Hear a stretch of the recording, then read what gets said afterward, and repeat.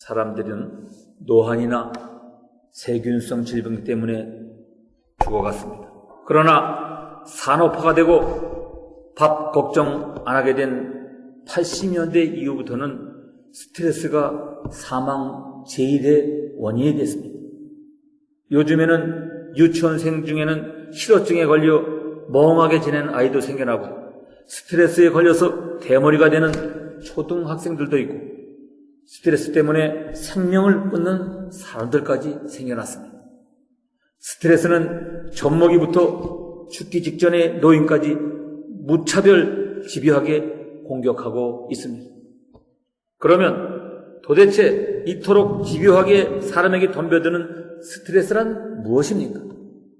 스트레스는 인간의 정신, 또 감정, 육체를 압박하는 힘입니다. 즉 외부에서 나에게 다가오는 어떤 압력이 바로 스트레스인 것입니다. 그런데 그것을 잘 감당하면 괜찮지만 감당하지 못하면 문제가 생기는 것입니다. 지금 현대인들은 스트레스를 해결하고자 산으로 들로 심지어 정신병원으로 들어갑니다. 그러나 그들은 만족하지 못하여 배는 부른데 정신은 너무 고달파 울부짖고 있습니다. 마치 예수님 때 과라사라는 도시의 무덤에서 살며 울부짖던 미친 사람들처럼 말입니다. 사랑하는 성도 여러분, 예수 그리스도의 사람은 스트레스를 이길 능력이 있음을 믿으시기를 바랍니다. 예수의 사람은 스트렝스, 즉 힘과 에너지로 승화시킴을 믿으시기를 바랍니다. 성령의 사람은 스트레스를 오히려 에너지로 받고 힘이 철철 넘치는 사람이 되는 것입니다. 성경에 보면 미군 철수, 경제 및 정치 안보 등 혼란을 겪고 있는 우리나라보다 훨씬 더 어려운 시대가 많았지만 스트레스를 받아 대머리가 된 사람 이야기는 없습니다. 정치, 경제, 환경 등으로 인해 스트레스를 받는 사람들은 성경에도 소개되고 있지만 스트레스 때문에 머리털이 빠지거나 죽었다는 사람은 한 사람도 없습니다. 스트레스라는 말은 원래 긴장이라는 말이지만 이 말이 단순한 긴장을 말하는 말이 아니라 현대를 살고 있는 모든 사람들이 함께 겪고 있는 어려운 고통과 괴로움을 말하는 것이 되었습니다. 그리고 이 스트레스는 우리들의 정신과 또 생활과 건강에도 막대한 영향을 주는 큰 위협이 되어 있습니다. 그래서 사람들은 이 스트레스를 해결하기 위해 여러 가지 방법들을 쓰고 있는데 어떤 사람들은 술을 마신다든지 아니면 어떤 스포츠를 한다든지 또는 오락이나 음악 감상 그리고 전쟁 놀이까지 하는 모양입니다. 휴일이 되면 많은 사람들이 야외로 나가는데 그 이유 중에 하나가 스트레스를 풀기 위해서라고 합니다. 심한 경쟁의 틈 바구니에서 넘어지느냐, 일어서느냐, 살아남느냐, 죽느냐, 이기느냐, 지느냐의 싸움이 계속되고 있습니다.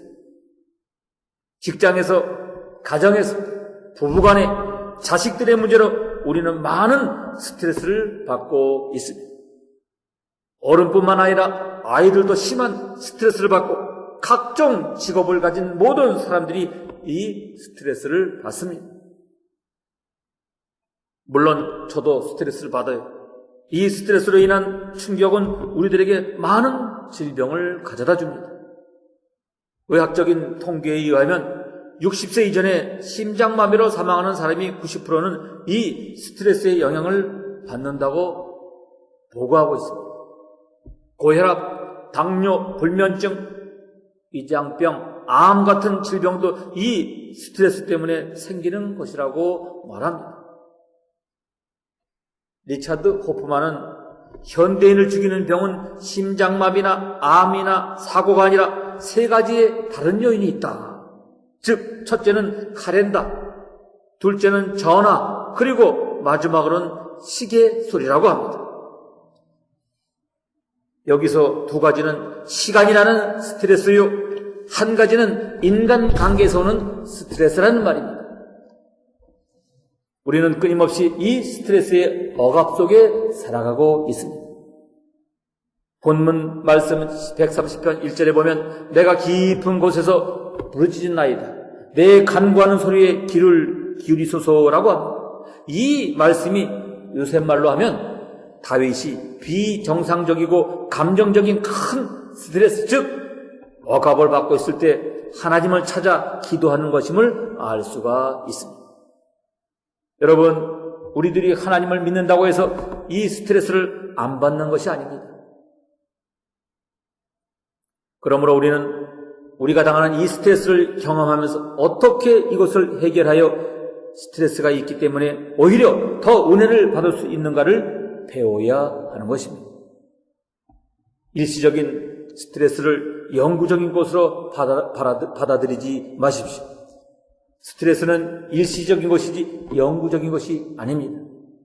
그러므로 때때로 닥치는 스트레스를 일시적인 것으로 소화해내야 하는 것입니다. 스트레스는 대부분 자기가 만든다는 사실을 알아야 합니다. 스트레스를 내용상으로 살펴보면 자기 때문에 받는 경우가 많습니다. 이웃이나 가정이 환경이 문제가 아니라 자기 스스로 환경의 노예가 되기 때문인 것입니다. 자기의 모난 성격, 이기적인 생각, 자기의 행동이 스스로 스트레스를 받게 만듭니다. 그럴 때 우리는 이렇게 생각을 바꿔야 합니다. 내가 무슨 하나님이냐? 내가 무슨 예수님이야? 나는 연약해서 그럴 수도 있다. 자신의 한계와 연약함을 인정하고 주님의 도우심을 요청합니다. 그럴 때 마음에 평안함이 오는 것입니다. 프레드릭 레스코라는 사람이 쓴 그림자 너머라는 작품에 어떤 사람이 어린 시절 어머니 옆에서 놀고 있는데 부모님이 지나가는 말로 저 아이는 딸로 태어나기를 바랬는데 라는 말을 했다고 합니다. 그 이후 그는 대학을 졸업하고 교수가 되었는데 그 자신이 세상에 잘못 태어났다는 억압된 잠재의식을 늘 가지고 있어서 그로 인한 스트레스를 인생 동안 받았다고 합니다. 살아가는 동안 받았대요. 지나가는 한마디의 말이 일생 동안 그 사람의 머리를 떠나지 않고 괴롭혔던 것입니다. 사람의 감정은 기후와 같아서 비가 올 때가 있는가 하면 맑고 밝은 날도 읽은 날도 있는 것입니다. 인생살이도 즐거운 날이 있는가 하면은 슬픈 날도 있습니다. 늘 슬픈 날만 있는 것도 아니고 괴로운 날만 있는 것도 아닙니다.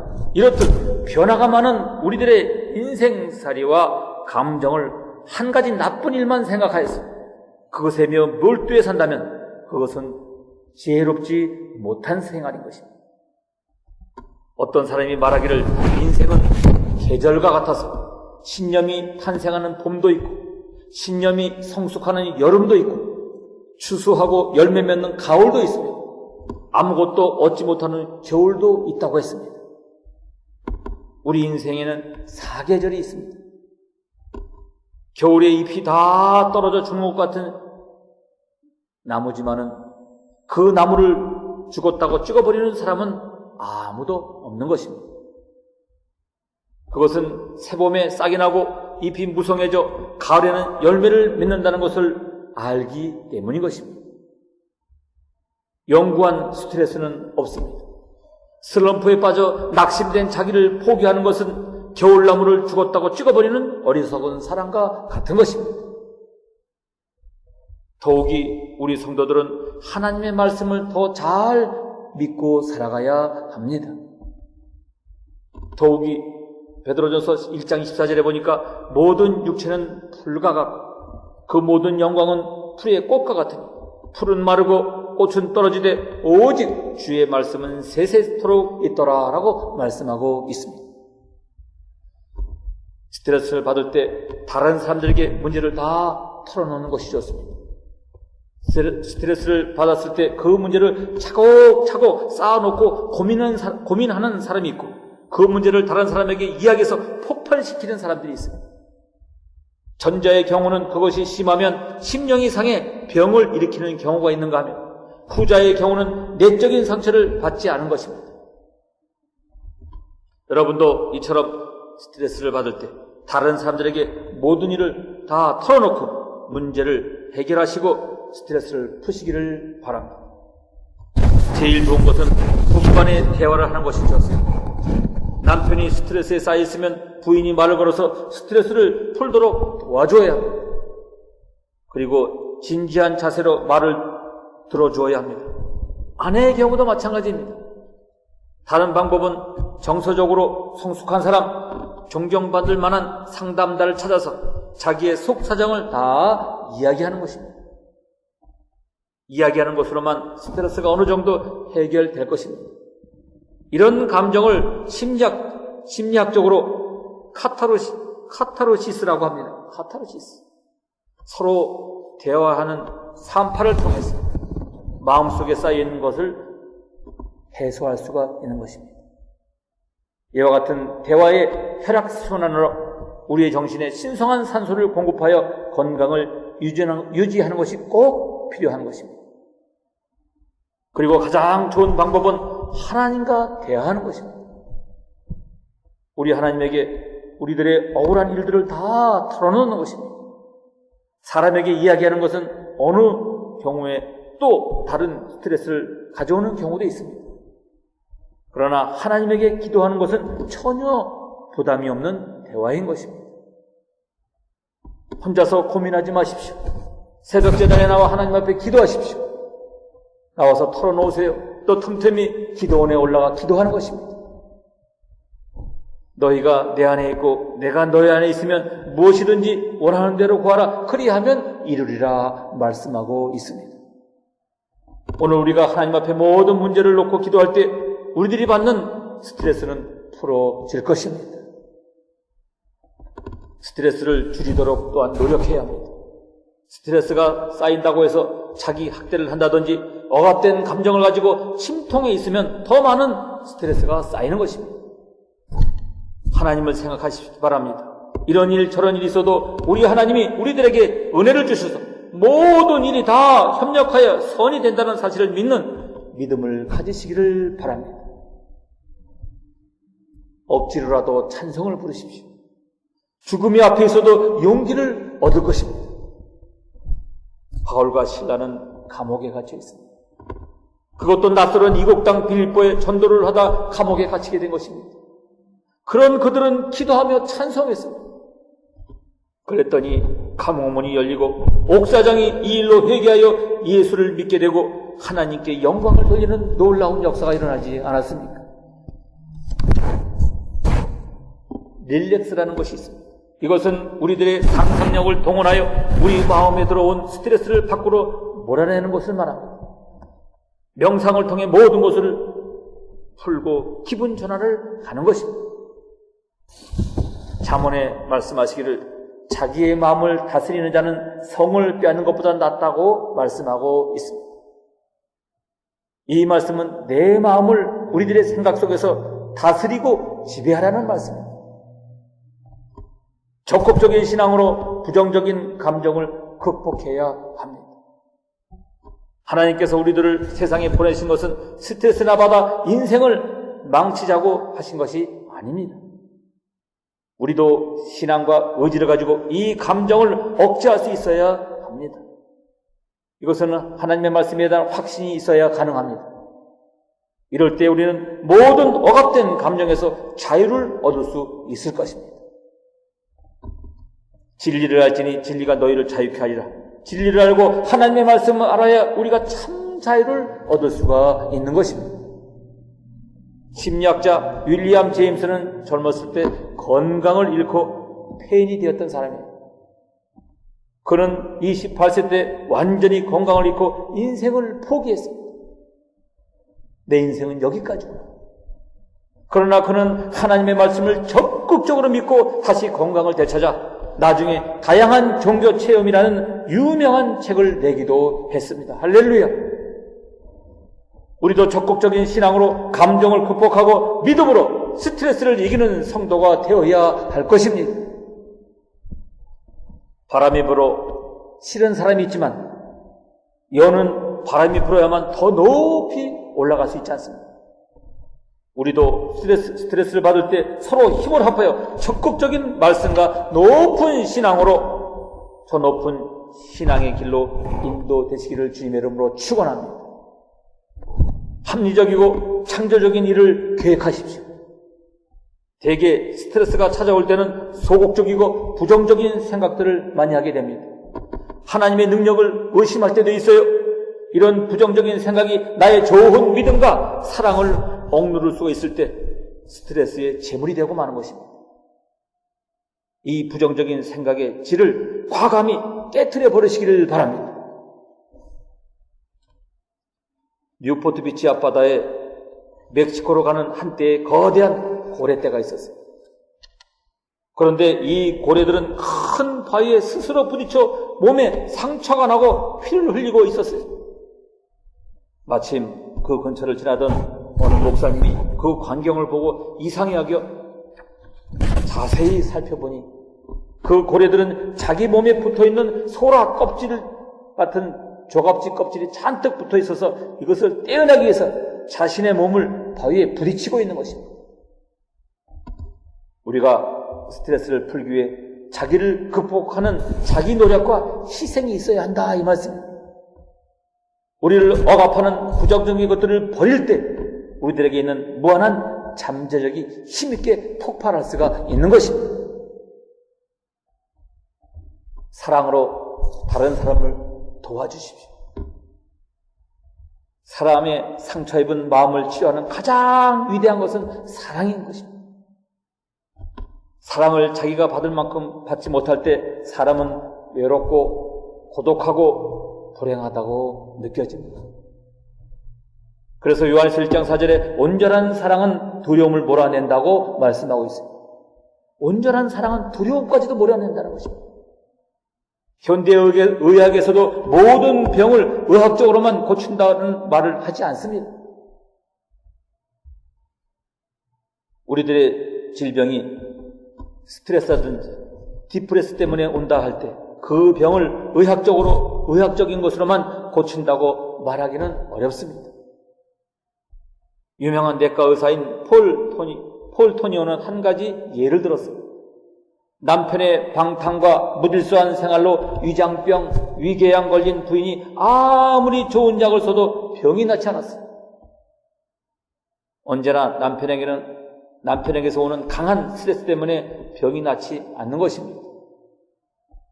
그러나 그 부인은 이제까지 미워만 했던 남편을 사랑하기로 결심하고 그런 변화를 알게 된 남편도 아내를 사랑하게 되자 위장병, 위궤양 모든 질병에서 깨끗이 씻음을 받았다고 합니다. 위장병에 투입하는 약은 의학적인 치료약이지만 그 병의 원인, 남편과의 불화를 치료하는 것은 원수를 사랑하신 하나님의 사랑의 결단이었습니다. 우리가 나의 사랑을 남에게 줄 때 우리의 상처도 치료가 되고 다른 사람의 상처도 치료가 되는 줄로 믿습니다. 스트레스는 일종의 사단이 우리에게 주는 시험입니다. 그리고 그것을 사실 따지고 보면 의의 산물이 아니라 죄악의 산물인 경우가 많습니다. 물론 내가 죄를 지었다는 말이 아니라 다른 사람이 죄를 지어도 그런 스트레스를 받는 경우가 있게 되는 것입니다. 그러므로 하나님께 맡겨야 치유가 되는 것입니다. 불안한 스트레스를 치유하려면 제일 먼저 문제보다 커진 하나님을 바라보고 감당치 못할 시험은 절대로 없다는 것. 에베네셀을 믿고 임마누엘의 신앙을 잊지 말고 뜨겁게 기도할 것과 마귀를 대적하고 물리치고 마지막으로 하나님께 맡겨버려야 하는 것입니다. 근심과 불안거리를 몽땅 하나님께 맡겨버리는 것입니다. 하나님께 맡겨드려야 하나님께서 처리해 주시는데 내가 근심 보따리를 꽉 붙잡고 있는 하나님께서 해결해 주실 리가 없는 것입니다. 근심의 보따리를 다 풀어놓으십시오. 맡긴다는 히브리 말은 올이라고 하는데 은행에 돈을 맡긴다, 던져버린다, 굴려버린다는 뜻입니다. 예수님의 마지막 기도는 그러나 나의 온대로 마시옵고 아버지의 뜻대로 되기를 원합니다. 라고 기도했어요. 내 영혼을 아버지께 부탁하나이다. 라는 맡기는 기도였어요. 베드로전서 5장 7절 이하에 너희 염려를 다 주께 맡겨버리라고 했어요. 시편 55편 22절에 내 짐을 여호와께 맡겨버리라. 너를 붙들고 의인의 요동함을 영영이 허락지 아니하시리라고 했어요. 시편 37편 5장 6절에도 너의 길을 여호와께 맡기라. 저를 의지하면 저가 이루시고 내 의를 빛같이 나타내시며 내 공의를 정오의 빛같이 하시리라 말씀하고 있습니다. 잠언 16장 3절에 너의 행사를 여호와께 맡기라. 그리하면 너의 경영하는 것을 이루리라 말씀하고 계십니다. 내가 할 일을 다 한 다음에 하나님께 맡겨버려야 마음이 편해지고 하나님께서 해결해 주십니다. 할렐루야. 우리가 믿음으로 하나님의 사랑으로 살면 이 문제를 해결할 수가 있는 것입니다. 운동이나 오락이 아닌 것입니다. 근본적으로 우리들의 인격과 정신과 영혼을 좀먹는 이 스트레스의 문제를 하나님의 은혜로 해결하는 여러분 모두가 되시기를 주님의 이름으로 축원합니다. 축원합니다.